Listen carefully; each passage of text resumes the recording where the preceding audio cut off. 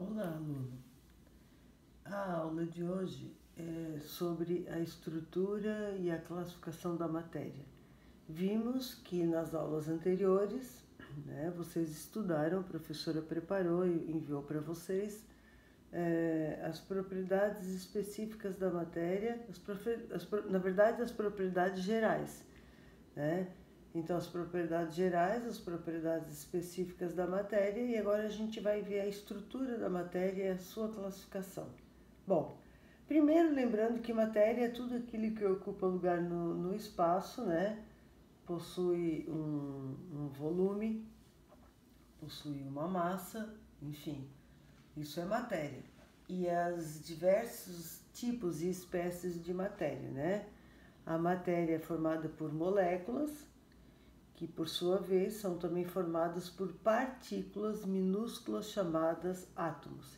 Então nós temos aqui na figura um modelo atômico, né? E aqui um modelo de molécula, né? As bolinhas são os átomos, né, de qualquer espécie, de qualquer elemento, e os risquinhos estão demonstrando aqui as ligações que unem esses átomos, né? Essa é a estrutura da matéria, então. Uma estrutura de molécula, perdão, tá? E aqui uma estrutura de um átomo.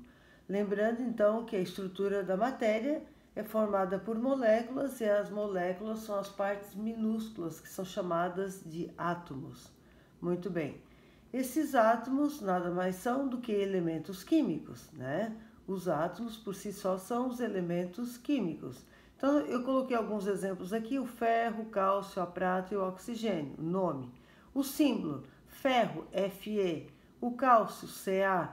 Lembrando que todo o símbolo, ele vem, a primeira letra obrigatoriamente tem que ser uma letra maiúscula e a segunda letra, se for o caso, tem que ser minúscula, tá? A gente não pode simbolizar de forma diferente, por quê?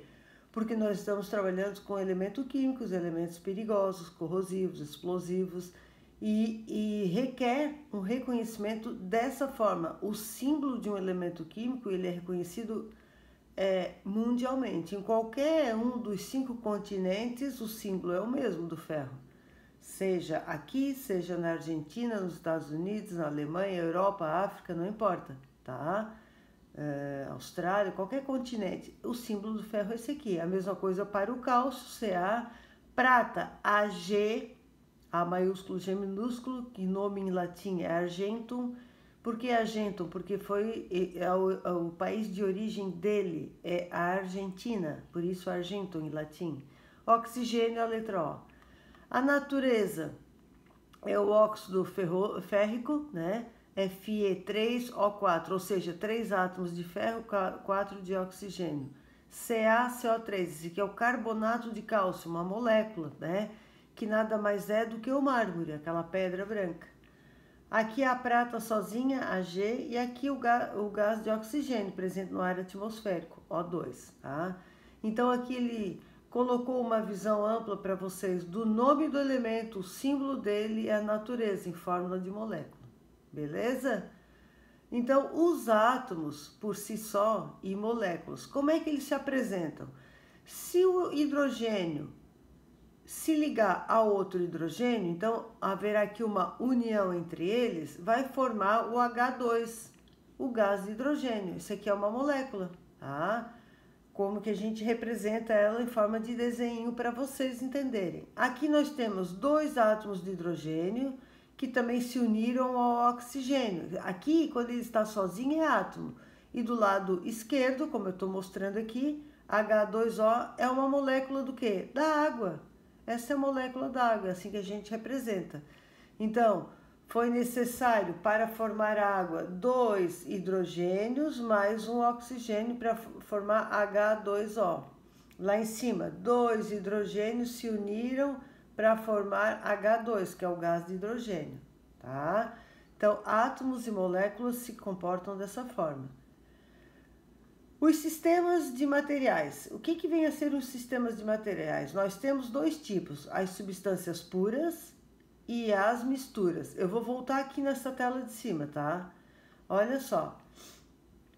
quando eu falo em substância pura e mistura, olha isso que a professora acabou de mostrar aqui, ó. Hidrogênio se combina com hidrogênio para formar uma molécula de H2. H2, ele está sozinho, é uma substância pura. Aqui, hidrogênio mais oxigênio para formar a molécula da água, H2O.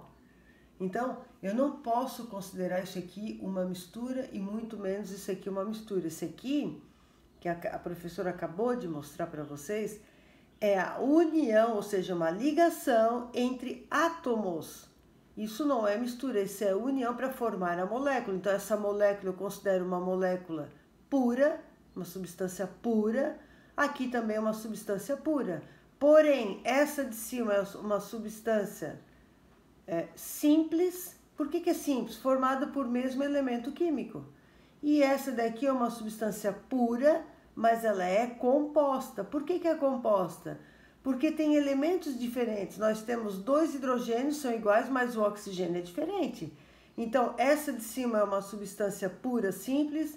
Essa de baixo é uma substância composta e pura, ou pura composta. Tá? Ela é pura porque é só água, mas é composta porque tem 2 tipos de elementos diferentes. Tá aqui, ó, o O com H.